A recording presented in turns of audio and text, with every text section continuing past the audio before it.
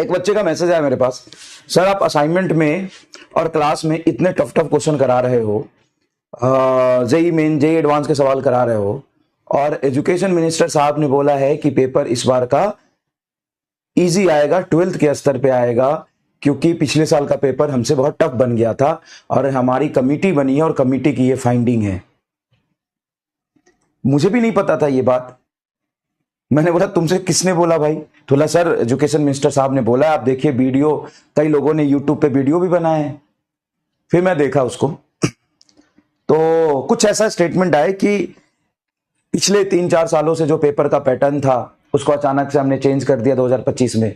तो 4-5 साल के पेपर का पूरा एनालिसिस किया जाएगा और एनालिसिस के बाद पेपर को बैलेंस किया जाएगा और जो 12th के स्तर पे उस पेपर को लाया जाएगा। देख भाई ऐसा है, तो रेदर देन कि ये सब सारी बातें सुनी जाए, उससे ज्यादा बेहतर है कि आप तैयारी करिए।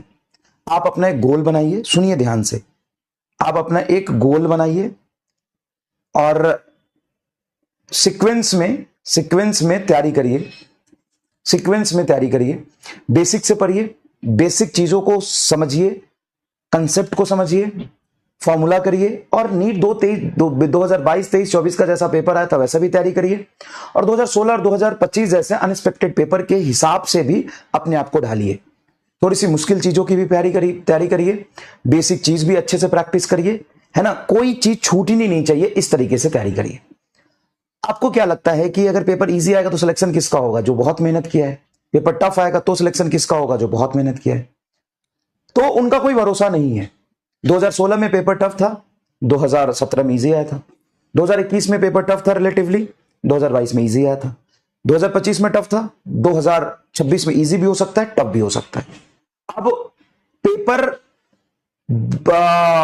एनटीए को भी, एजुकेशन मिनिस्टर को भी और उनको भी नहीं पता कैसा होगा, क्योंकि एक्चुअल में पेपर जब बनता है ना तो 6-7 सेट बनता है और सारे सेट इजी नहीं होते, सारे सेट टफ नहीं होते, उसमें से कोई एक सेट उठा के दे देगा। तो लास्ट तक भी नहीं पता होता ना कि पेपर कैसा बन जाएगा।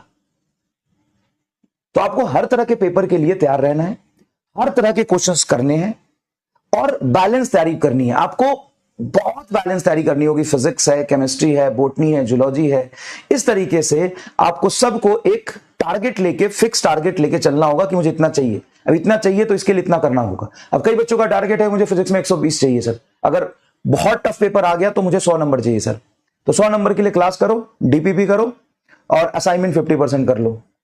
जेई मेन के क्वेश्चंस जो देते हो असाइनमेंट वो कर लो, तुम्हारे 120 प्लस आ जाएंगे। लेकिन तुमको चाहिए कि नहीं सर हमको तो चाहे पेपर कैसा भी हो जाए, हमको तो 160-170 चाहिए, चाहे पेपर 2016 या 2025 जैसा आ जाए, तो आपको सारे असाइनमेंट करने पड़ेंगे जो मैं दे रहा हूं। आपको लगता है नहीं मुझे तो 80 से 100 नंबर चाहिए सर, मैं उधर केमिस्ट्री में ले आऊंगा 160 और बायोलॉजी में ले आऊंगा 350 ले आऊंगा, 160 ले आऊंगा।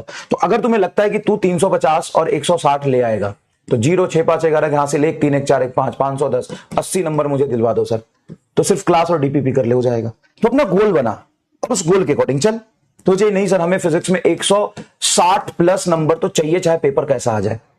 पेपर इजी आ जाए तो हमको 180 चाहिए, पेपर इजी आ जाए तो हमको 180 चाहिए और पेपर कितना भी टफ आ जाए 160 प्लस चाहिए, तो असाइनमेंट करना पड़ेगा।